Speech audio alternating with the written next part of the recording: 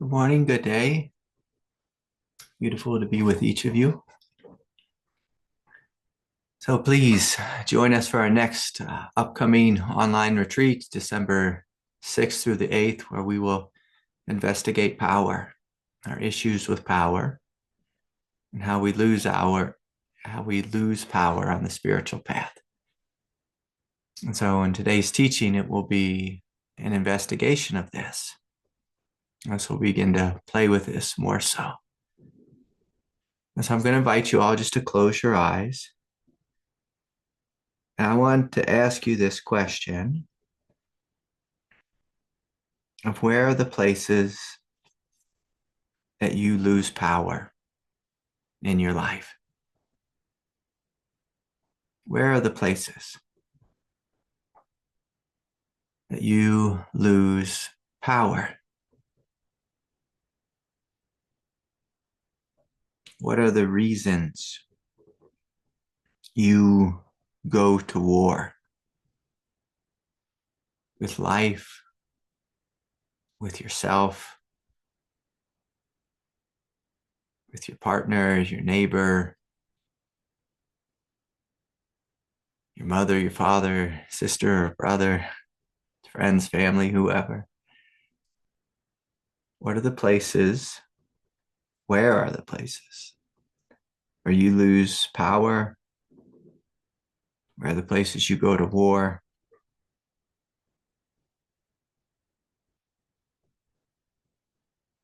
And then in terms of Kundalini,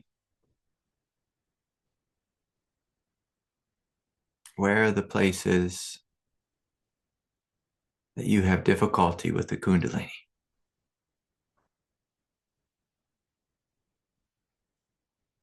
You might see a correlation here.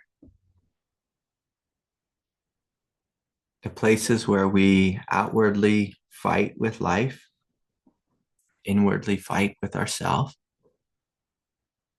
you might notice that Kundalini gets stuck here, or perhaps Kundalini is actively working here.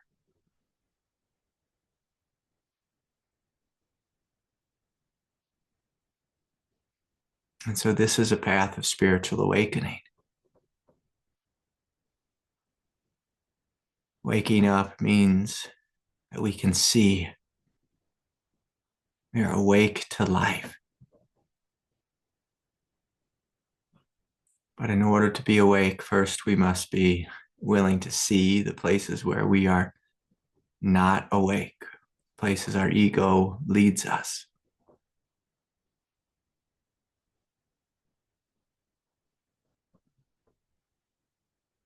Places our ego is unconscious or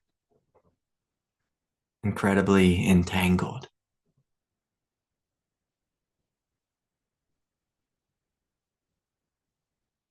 And so sometimes we think of Kundalini as this crazy, esoteric force and that we cannot understand it. But more often than not,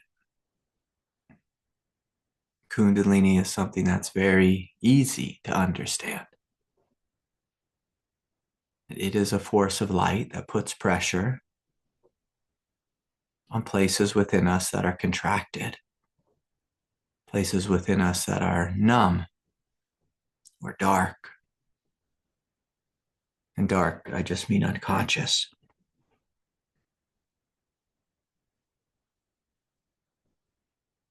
And so I'm going to invite you just to take some time here to deeply see this correlation between the places you fight and the places energy gets stuck, the places energy puts pressure on.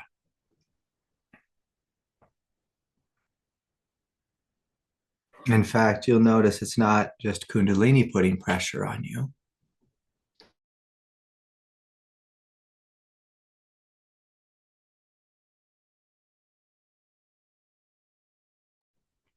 But life itself. Life pushes your buttons, Kundalini pushes these same buttons.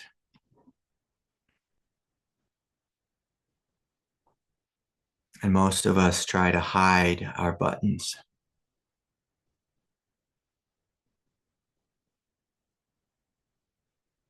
And so in this moment, let us be courageous beings and choose instead to breathe and to feel and to open.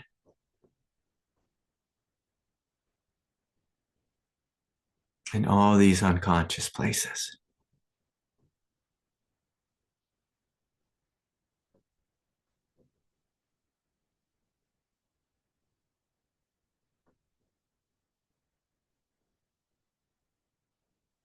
As we're old enough to know by now that we can try to hide our buttons from life. You might find as soon as you're in relationship, or for some of us, it's as soon as we turn on the news. For some of us, it's as soon as we go to the supermarket or wherever, life presses these buttons. And sometimes we hide out in our home, and Kundalini says, "You cannot hide from me." Kundalini presses these buttons. So at some point along the path, we have to be mature enough to acknowledge, okay, I'm willing to tell the truth. I'm willing to admit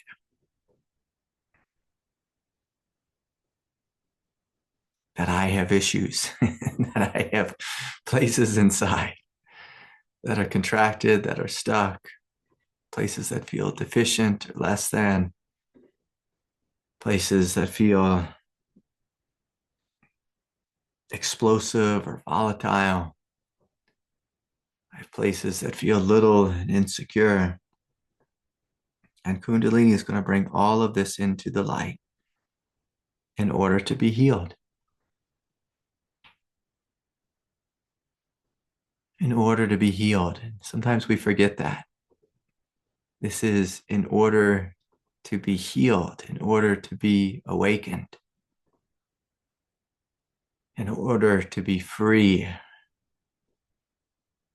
Some of us get stuck in this idea of God is here to punish us, a very old Catholic viewpoint, Christian viewpoint, that God is here to punish us. God is simply here trying to awaken us. And so can we be humble enough to see what's here, to see what it is that's needing to be liberated from the darkness? And so together as a Sangha, I would invite us just to gently scan our body and to see if there's any more buttons that maybe we missed. And so if you feel into the space of the crown, the space of the mind,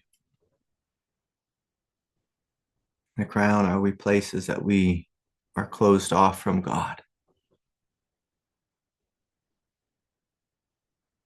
Are there places we are closed off from the expansive nature of the sky? Do we identify as small and claustrophobic in the space of the mind?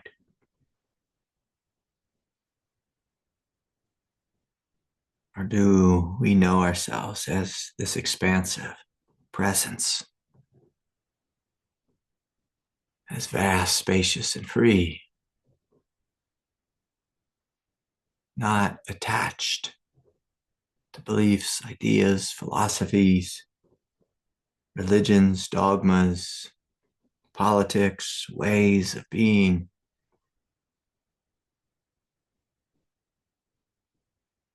Can we surrender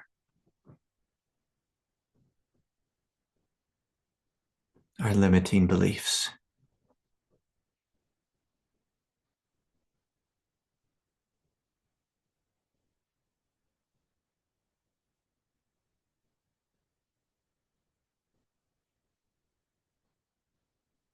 can we surrender our limited view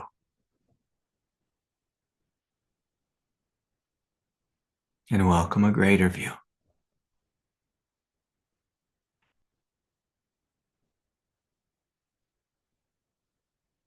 So feeling down into the throat chakra and seeing if the throat chakra is congested with anger, with irritability, with righteousness. For some of us, our throat chakras hasn't been given permission to be expressive and expansive and to be creative, to speak or share, make art. Some of us, we've held back, literally held back things that we need to vomit out, that we need to detox, that we need to release.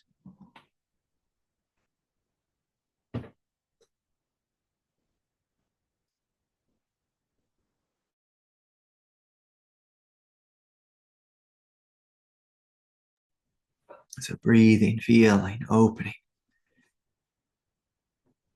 And sometimes as we open in the throat, we might find ourselves hacking or coughing or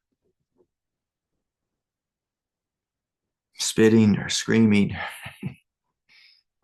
panting, or going into spontaneous pranayama. Can we open and trust that it's okay to be a human being? It's okay to be a spiritual being.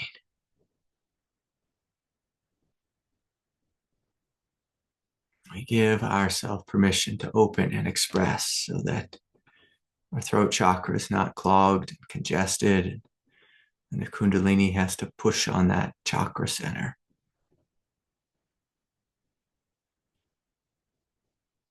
Burn it up with a fiery light.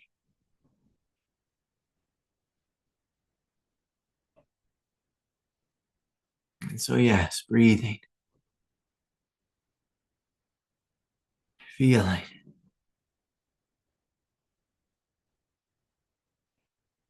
softening,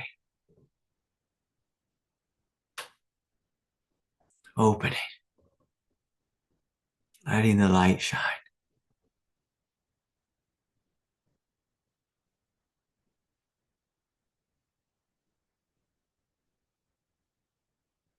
Letting the light shine.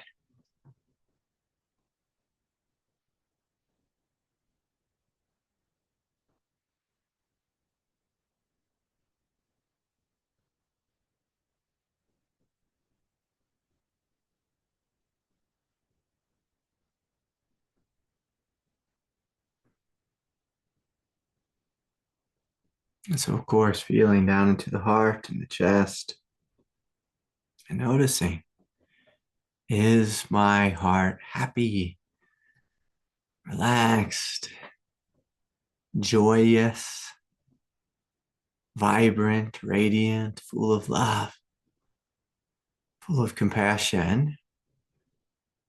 Or is there something else here? Have I given my power away to an old relationship, an old lover, to someone toxic, to someone ungrateful, to someone less than? Have I given my power away? And can I invite my power to come back? When we give our power away, our heart feels defeated, it feels crushed, it feels small, it feels limited. Of course, this will be very difficult for Kundalini Shakti to flow through a heart that is small. Like the Grinch. Grinch's heart was 2 sizes too small. So is your heart like the Grinch, or is it expansive and radiant, full of love, full of light? Is it happy? You smile here on planet Earth. Is there exuberance?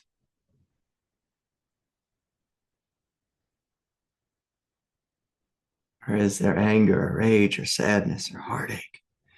And if so, let us invite love here to be with ourselves. We're not here to blame our humanity. We're here to love and to heal, and to open.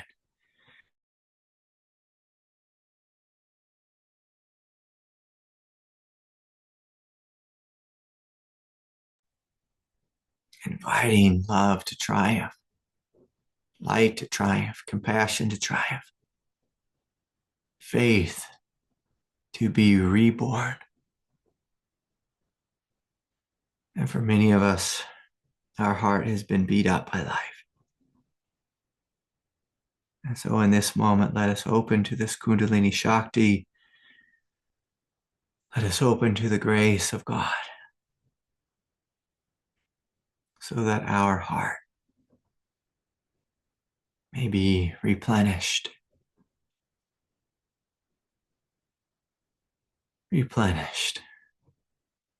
deeply held and nourished in the light. But the cost for admission to receive this light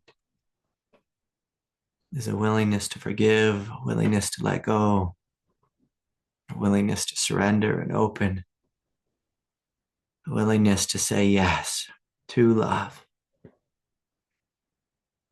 Even if our human egoic nature wants to say no, habitually says no. Can we say yes to love? Yes to support. Yes to healing. And for some of us, we might have to say yes to a holy fire that at first may feel unpleasant or uncomfortable or really intense.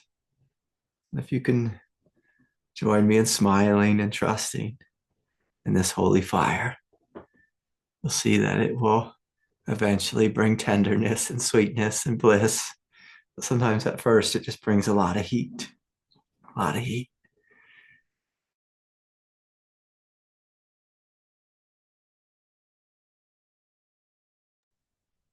Yes, breathing in and breathing out, welcoming this holy light to flow, to shine, to radiate, to heal, to burn up the darkness, to burn up places of addiction inside, or places we've given our power away. So we're calling our power back, inviting your heart to shine its Buddha nature, inviting the goddess to come online fully with all of her glory, with all of her radiance.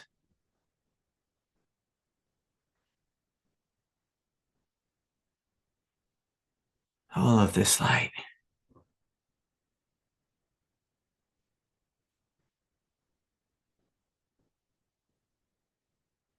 So yes, breathing, feeling, opening, feeling down into our solar plexus and noticing in the solar plexus,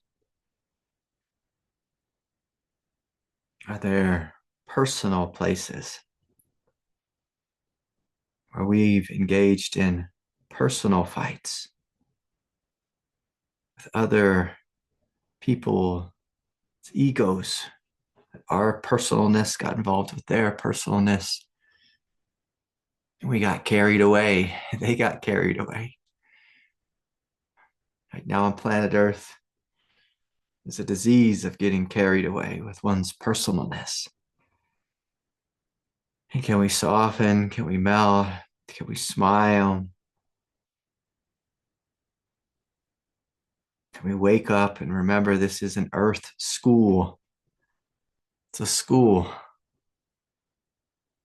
where our personalness is supposed to be challenged so that we can let go of it and discover our impersonal nature, our eternal nature. our holy divine nature, which has outlived thousands of incarnations. Or can we rely, can we trust on this greater, this deeper expression of our divinity? Can we let go of surface irritations? Can we let go of the play-by-play commentary or the play-by-play wounding in life? See life from the big picture, from the vast view, from the mountaintop, from the holy ashram.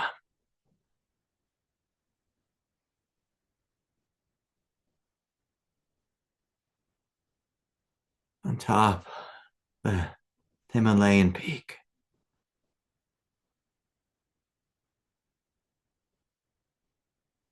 Breathe, we feel, we open, we choose to see life from the vast view. And just noticing what happens to the third chakra center as you choose to see life from eternity. The center softens and opens and becomes flooded with light instead of being flooded with fight or flight or freeze. We welcome the truth, third chakra center, and the second chakra center to come online.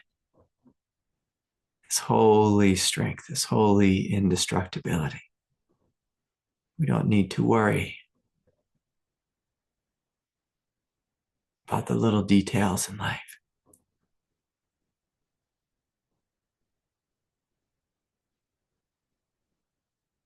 But we rather open to this greater recognition. We are divine beings, holy beings, awakening beings. We are Buddhas, we are goddesses.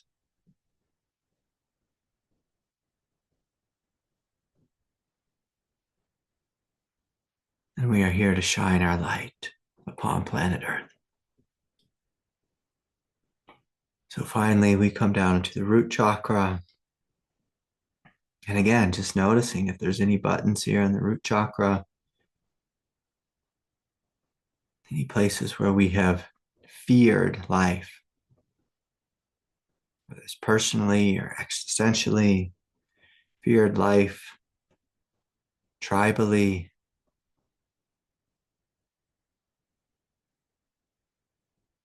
Can we soften this and acknowledge we are safe here in this moment?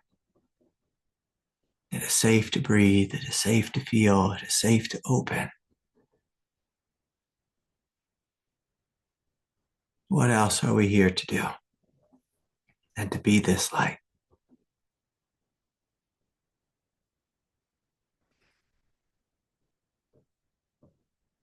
Opening as the light. As the light.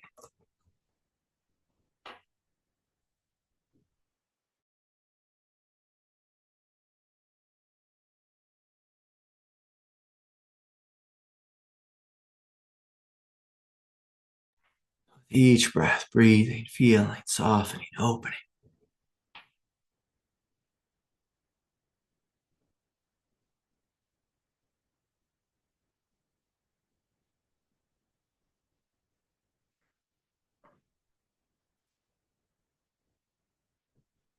As the light.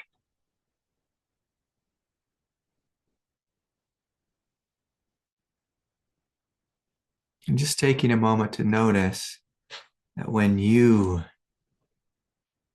see yourself as the light, and you become the light, you might notice your human, egoic buttons, places we give our power away,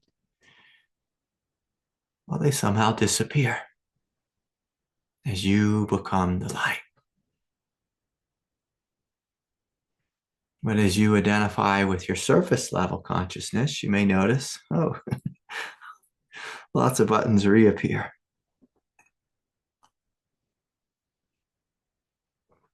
Lots of power struggles reappear. Lots of feelings of injustice reappear. And so we're going to play this game of spiritual awakening where we see that we have a choice. A choice from where within me to identify. Will I identify from the lowest part, the part that thinks he's made a mistake or is doing something wrong or life doesn't want him or I'm a failure? Or do we want to identify from being a goddess, a king, the Christ, a Buddha, a Shiva and Shakti?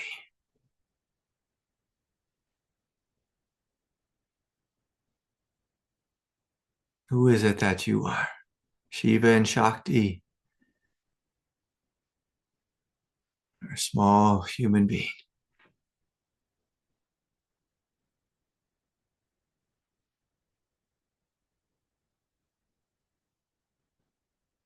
What you choose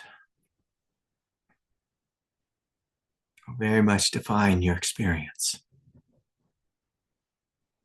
And so we breathe, we feel, we open, we choose the truth. We choose the light. We choose a path of transformation. And so I welcome you into this space and